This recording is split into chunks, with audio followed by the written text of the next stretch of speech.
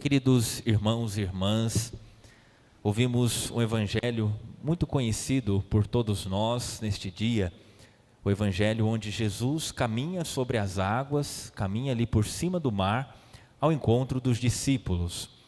E esse evangelho, ele tem muitas coisas e muitas coisas bonitas que podemos observar para entender o contexto ali da história e também trazendo para a nossa vida, aquilo que nós nos associamos, aquilo que nós nos assemelhamos com aquelas pessoas que aparecem neste episódio de hoje do Evangelho.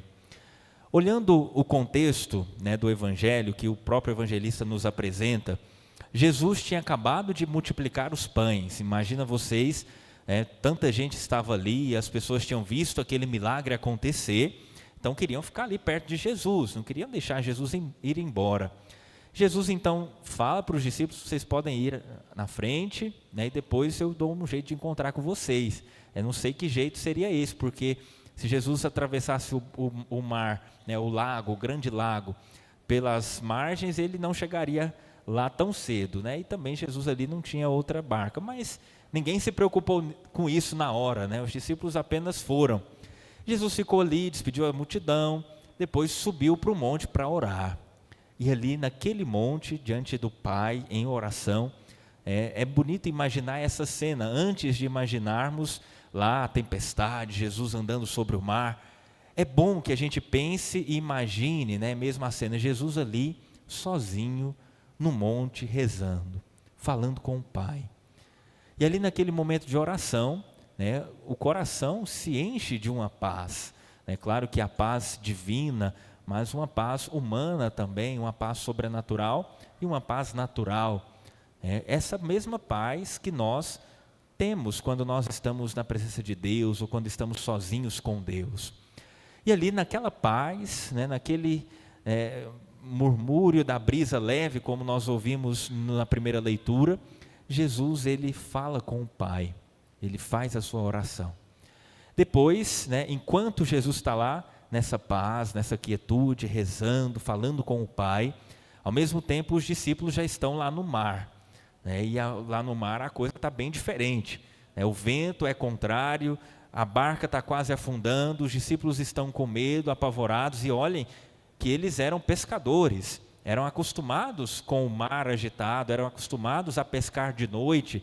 Nós ouvimos várias vezes no Evangelho que eles passaram a noite, não pescaram nada, então pescavam a noite toda, eram acostumados com aquilo, mas eles não eram acostumados de ver ninguém caminhando sobre o mar, Então quando eles viram aquilo no meio daquela bagunça ali, daquele medo, daquele vento contrário, de repente alguém olha e avista algo estranho ali no mar. E aí eles ficaram com mais medo ainda. E é natural, todos nós ficaríamos com medo se estivéssemos no mar ou no rio e de repente alguém vem caminhando sobre o rio ali. Eles nunca tinham visto Jesus fazer isso, Jesus nunca tinha falado para eles: olha, eu posso andar sobre as águas, sabia? Jesus nunca tinha dito, então pensaram que era um fantasma. Só que aí, meus irmãos, entra a parte mais bonita deste evangelho.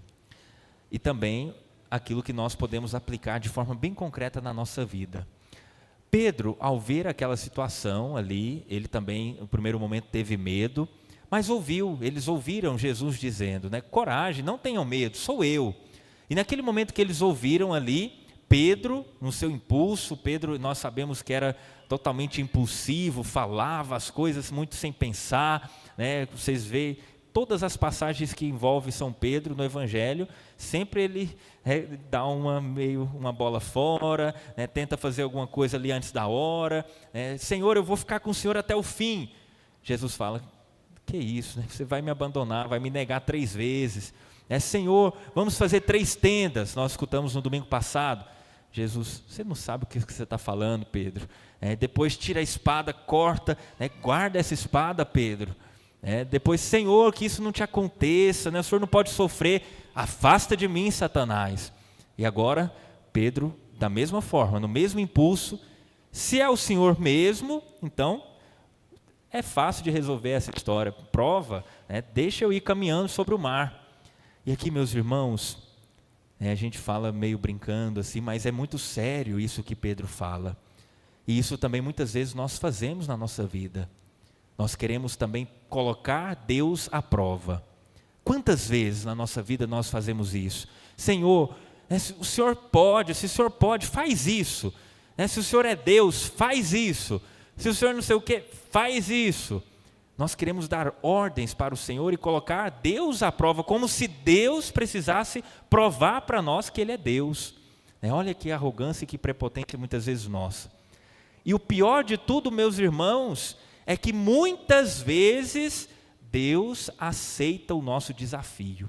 E aí a gente sempre está perdido. Quando Deus aceita o nosso desafio, é um mau sinal. Assim como foi com Pedro, Senhor, se é o Senhor mesmo, então faça que eu vá caminhando sobre as águas. O que Jesus responde? Vem. Uma só palavra. Naquele momento, Jesus aceita o desafio que Pedro propôs. E aí Pedro começa, caminhando, só que aí sente o vento, desvia o olhar, olha para o lado, vê aquele mar agitado, vê aquelas ondas, vê aquele vento, e o que acontece? Começa a afundar.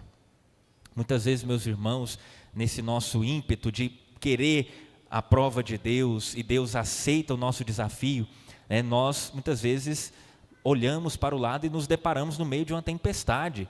E aí quando nós olhamos, nós estamos ali sobre a água, não sabendo para que lado ir, desvia o olhar do Senhor, começamos a afundar, e aí o que acontece? E o que nos resta? Fazer como Pedro fez, abaixar a cabeça humildemente, Senhor, desculpa, eu fui arrogante, eu pedi aquilo que eu não sabia o que era, eu quis te obrigar a fazer algo na minha vida que não era para o meu bem. Eu sei, Senhor, que eu fiz algo que não era muito bom, mas agora eu estou começando a afundar. E aqui, meus irmãos, tem também uma coisa muito importante, um verbo que faz toda a diferença. Pedro, começando a afundar, gritou: Senhor, salva-me. Por que muitas vezes nós esperamos chegar no fundo do poço? Por que muitas vezes nós esperamos a tempestade passar sobre nós, destruir a nossa casa, destruir a nossa família, acabar com o matrimônio, acabar com a vida dos filhos, acabar com tudo, para só depois gritar: Senhor, salva.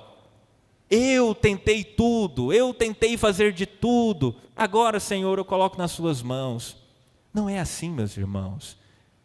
Começando a afundar, se todos nós, quando olhamos para um lado e para o outro e percebemos que estamos começando, mesmo que seja ali 1 centímetro já, Senhor, salva-me, eu não posso afundar, eu preciso chegar até Ti, eu estou no meio desse mar agitado, e esse mar, meus irmãos, é a nossa vida, esse mar é o nosso dia a dia, são tantas coisas que devemos passar, e tantos ventos que nos balançam para lá e para cá, e tantas vezes começamos a afundar, afundamos e não temos esta humildade de gritar: Senhor, salva-me.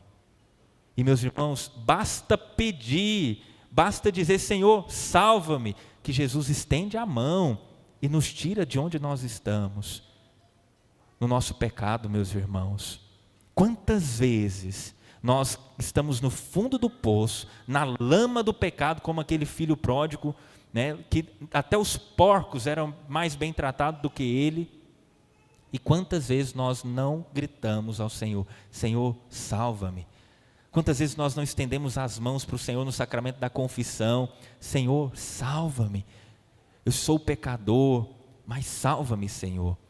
Quantas vezes, e nós iniciamos a semana da família, a gente percebe os casamentos indo por água abaixo, o esposo já não fala mais com a esposa não fala mais com o esposo, e nessa arrogância, nessa prepotência, não tem coragem dos dois se juntar e dizer: vamos clamar ao Senhor: Senhor, salva-nos, salva o nosso matrimônio, salva a nossa família. Dobrar o joelho e dizer: Senhor, salva, nós estamos afundando. Todos nós sabemos, meus irmãos, o momento em que começamos a afundar. E se nesse momento nós gritarmos pelo Senhor, o Senhor com certeza estenderá as mãos e nós não afundaremos. As famílias não afundarão, os filhos não afundarão, o Brasil não afundará.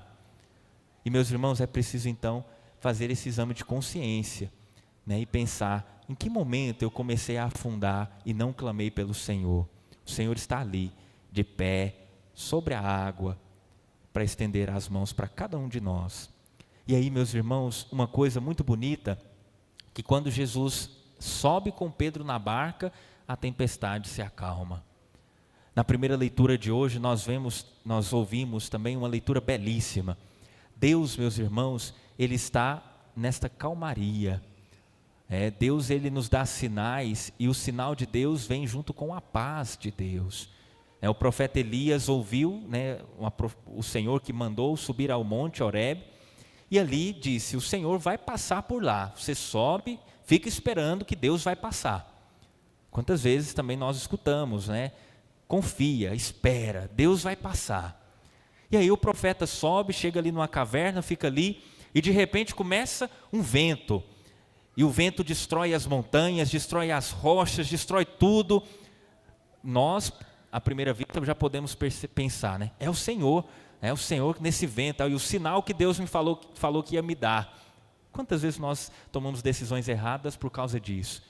Está tudo errado, está tudo feio, está tudo bagunçado na nossa vida, e a gente pensa, isso aí é de Deus, isso aí é sinal de Deus. Não é sinal de Deus, não.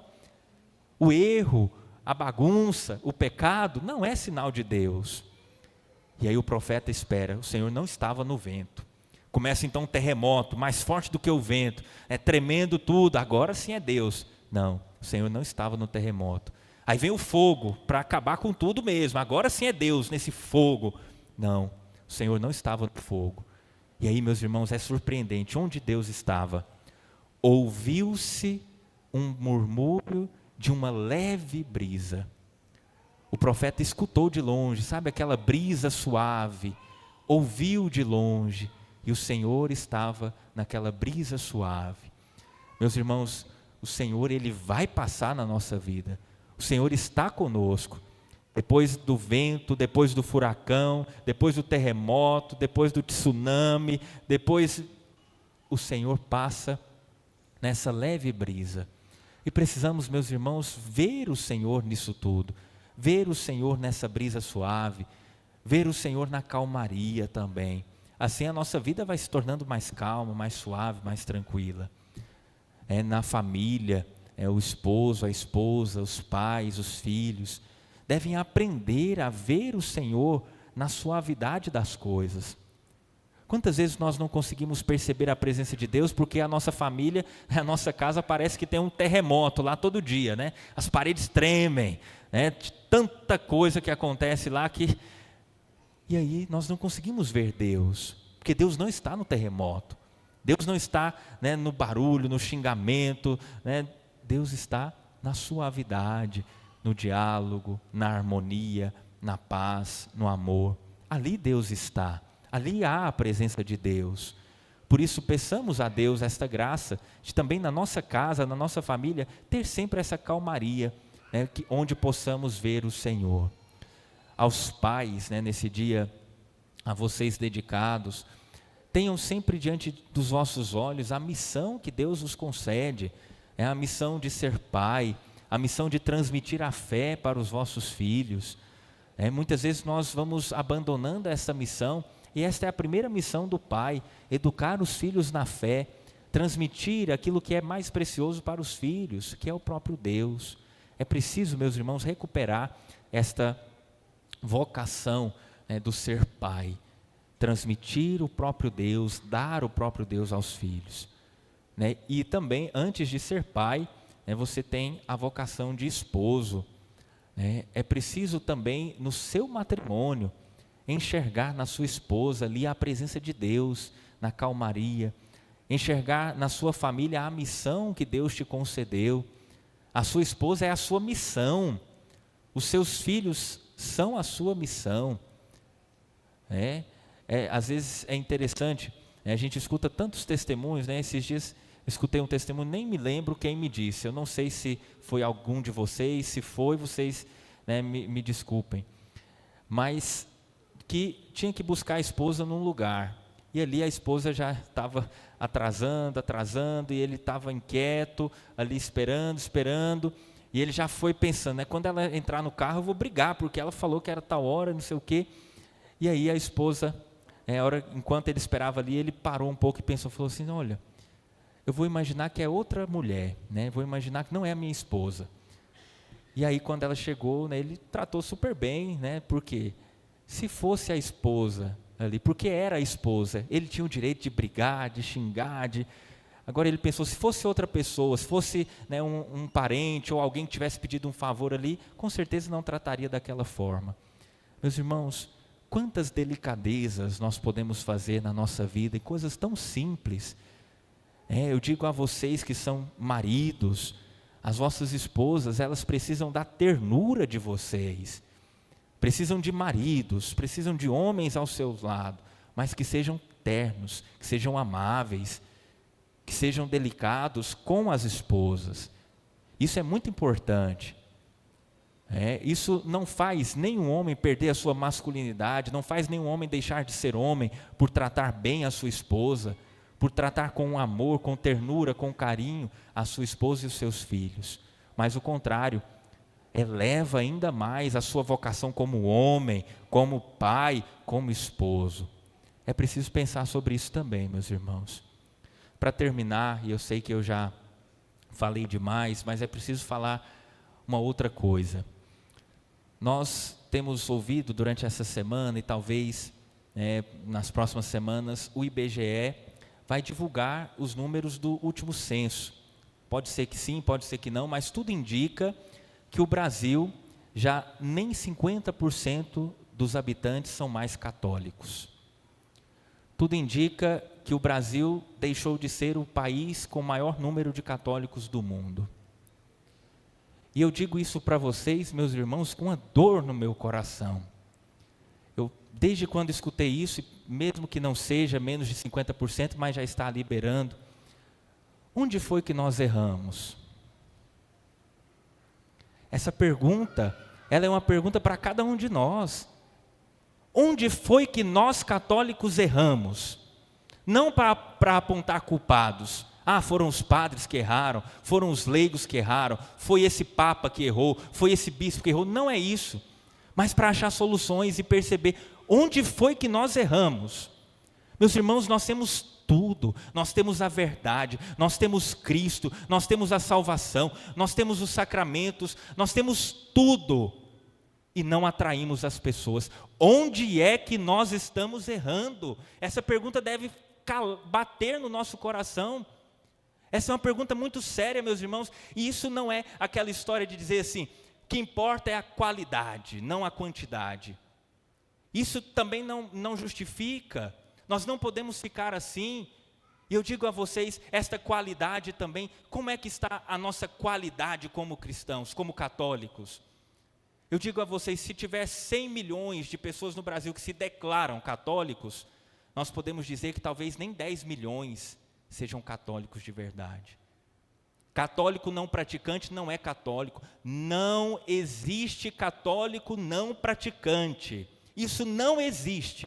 Não existe. Não tem como. Porque, meus irmãos, o que é ser católico? Me digam, o que é ser católico? Ser católico, meus irmãos, é praticar aquilo que o Senhor nos deixou, é praticar a vivência daquilo que o Senhor nos pede, é praticar as virtudes, é praticar o Evangelho, é estar assíduos nos sacramentos. Isso é ser católico. Se eu digo que sou católico e não pratico nada disso, eu não sou católico. E nós precisamos pensar, meus irmãos, vai ser triste, vai ser vergonhoso para nós católicos daqui uns dias, quando sair esse resultado do IBGE, ouvirmos tantas pessoas rindo da nossa cara, tantas pessoas apontando o dedo e dizendo assim, o Brasil agora é do Senhor Jesus, o Brasil agora está se convertendo, o Brasil agora é isso, o Brasil aquilo. O Brasil, meus irmãos, é do Senhor Jesus desde o dia 26 de abril de 1500, quando nessas terras foi celebrado pela primeira vez a Eucaristia, e de lá para cá nós temos a Eucaristia todos os dias no nosso país, tantas vezes, tantos horários, na nossa paróquia, meus irmãos, quantas missas, todos os dias, nós temos missa na nossa paróquia, de segunda a segunda.